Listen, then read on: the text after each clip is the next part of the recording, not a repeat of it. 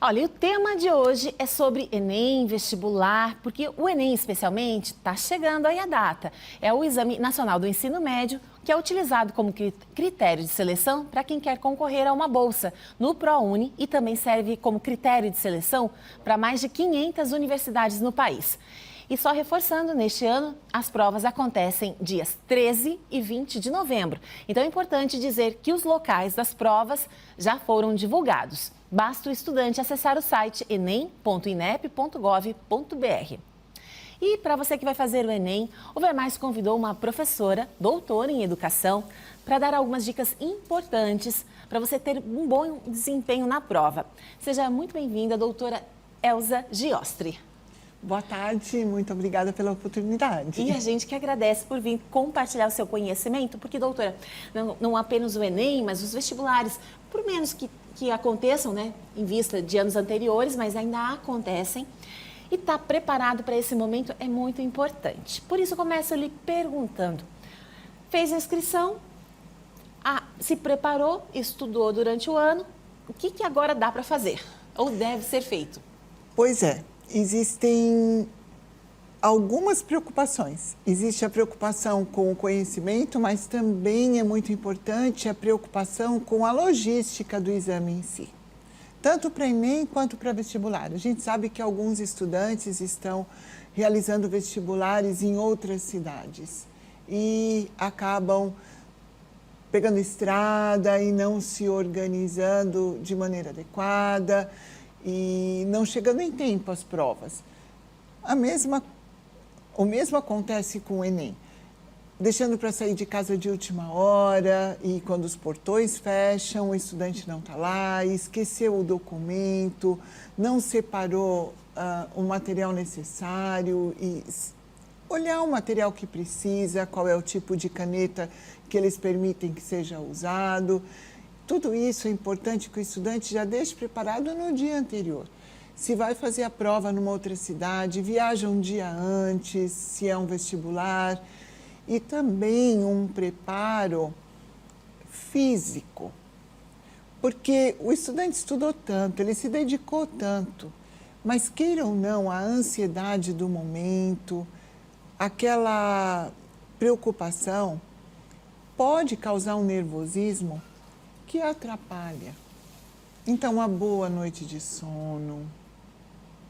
Agora, quando diz descansar, não é assistir uma série, de repente ficar mexendo no celular até tarde para relaxar, né?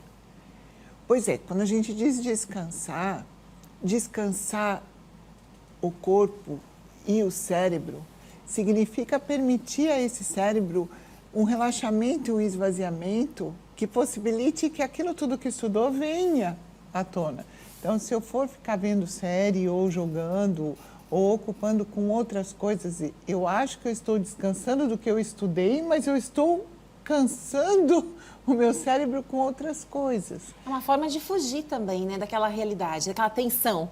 Pois é, mas ao mesmo tempo eu não permito que oxigenar o meu cérebro e esvaziá-lo a ponto de que ele possa daí estar tranquilo para lembrar exercícios de respiração para oxigenar, tomar muita água, uma alimentação leve, porque às vezes, eu vou relaxar, eu vou sair com meus amigos até tarde, eu como hambúrguer, como um monte de coisa, no dia seguinte eu estou com azia e eu estou me sentindo mal. Todas essas coisas que o jovem, às vezes, ele na ansiedade, ele não pensa, e tudo isso é importante, ele se dedicou tanto, estudou tanto. Agora, para quem acha que não estudou tanto, que tem aquele ponto fraco ainda, né, alguma das áreas envolvidas, como que ele deve lidar com isso? Pois então, não dá para estudar tudo de última hora. Mas o jovem, ele tem consciência de alguns pontos nos quais ele é fraco. O estudante, ele tem consciência disso. Então, fazer algumas fichas daqueles tópicos nos quais ele é fraco, escrever de punho, porque esse exercício da escritura, o exercício motor da escritura, escrever grande, colorido, às vezes fixar na parede do quarto, ou fazer uma ficha que ele possa carregar consigo, de vez em quando olhar uma fórmula, algo que às vezes... Porque o visual também colabora. Se for ler em voz alta, a gente sabe que essa leitura em voz alta, às vezes, ela é mais lenta do que leitura silenciosa, mas ela colabora, porque naquele momento silencioso da prova, eu lembro da minha voz.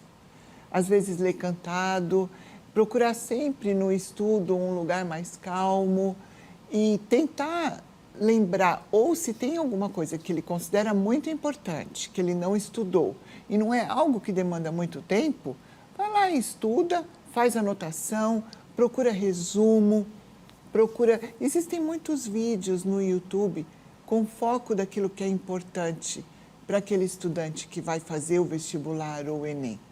Agora, doutora Elza, o modelo hoje de prova do Enem e até de alguns vestibulares preza muito, incentiva muito a interpretação de texto. Isso pode, estar atento a isso pode ajudar muito. Com certeza. Inclusive, eu acredito muito e nós lá na Core, na nossa escola, nós trabalhamos muito nesse conceito de escola, que é um ensino médio que é feito em 3 anos, com tranquilidade, que trabalha o estudante com muita base, uma base bem feita. Porque o estudante que tem conteúdo e conceito, ele é capaz de interpretar a questão de forma que na própria questão ele encontra muitas vezes a resposta. O vestibular vai mudar com certeza. O Enem já tem uma outra configuração, tanto que o estudante que vai bem, ele consegue uma vaga na universidade. Alguns vestibulares, como por exemplo da Federal do Paraná, ele ocorre em mais de uma etapa. As questões dissertativas, não é mais só um assinalar e chutar e passei. Então, é muito importante esse preparo. Mas agora o estudante está na porta.